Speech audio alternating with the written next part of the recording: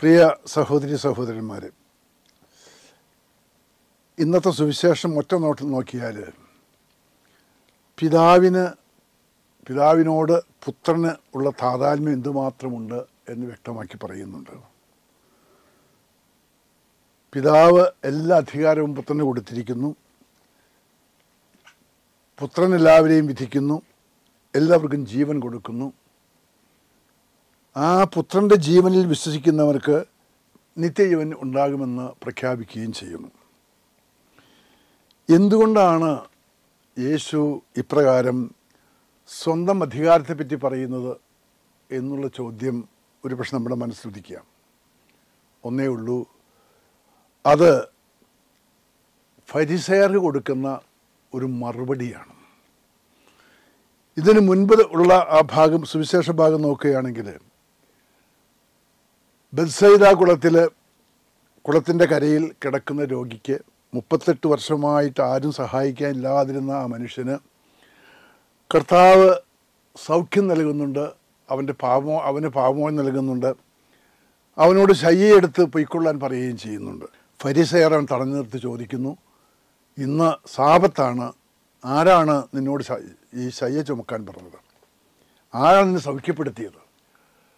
38 വർഷമായി രോഗിയായി കിടന്നതിൽ ഒരു വേദനയുമില്ലാത്തവരാണ് സൗഖ്യപ്പെടുത്തിയത് സാബത്ത് ദിവസമായതുകൊണ്ട് കുറ്റപ്പെടുത്തുന്നത്. അപ്പോൾ യേശു ഇന്നത്തെ സുവിശേഷം മുഴുവൻ അവതരിപ്പിക്കുന്നത് ഈ ഫരിസയർക്ക് കൃത്യമായി മറുപടി കൊടുക്കാനാണ്. നമുക്കറിയാം, സീനാ മലയിൽ വെച്ച് മോശ വഴിയാണ് ദൈവം 10 കൽപ്പനകൾ കൊടുത്തത്. അതിൽ 3-ാമത്തെ കൽപ്പനയാണ് സാബത്ത്. അതിന് പ്രത്യേകമായ ലക്ഷ്യമുണ്ട്. സൃഷ്ടി മുഴുവൻ നടത്തിയ ദൈവത്തോട് നന്ദി പറയാൻ, ആ ദൈവത്തിന് ആരാധിക്കാൻ, അതിനൊക്കെയുള്ള ദിവസമായിട്ടാണ് സാബത്ത് മാറ്റിവെച്ചിരിക്കുന്നത്.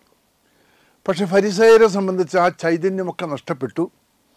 അവർക്ക് സാബത്തെന്ന് പറഞ്ഞാൽ ഒരുപാട് ജോലികൾ ചെയ്യാതിരിക്കാനുള്ളൊരു ദിവസമായിട്ട് അവർ ചിത്രീകരിക്കുകയാണ്.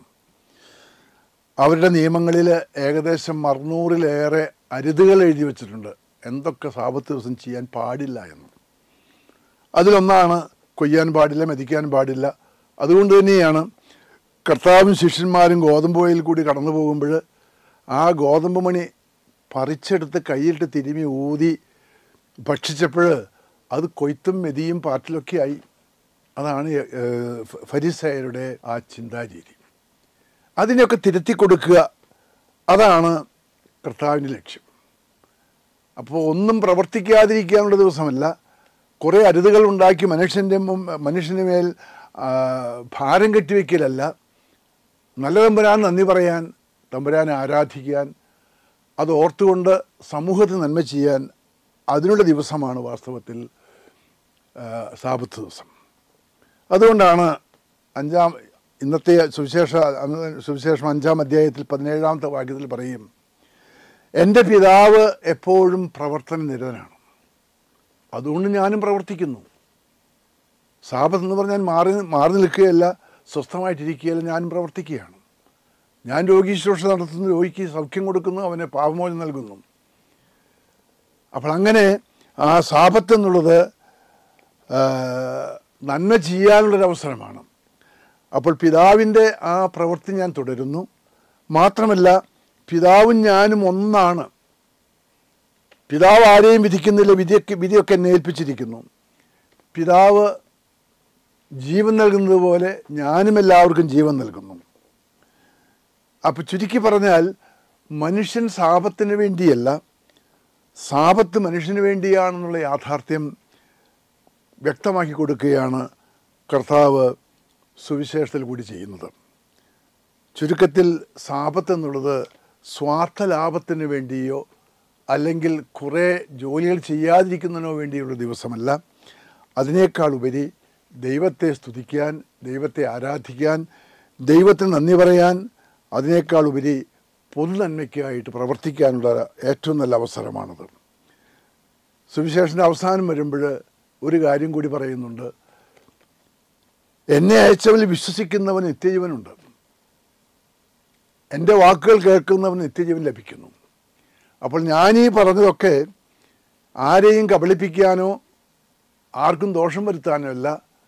എൻ്റെ വചനങ്ങൾ നിങ്ങൾ അനുസരിക്കുകയാണെങ്കിൽ അതുവഴി നിങ്ങൾക്ക് നിത്യജീവൻ ലഭിക്കും.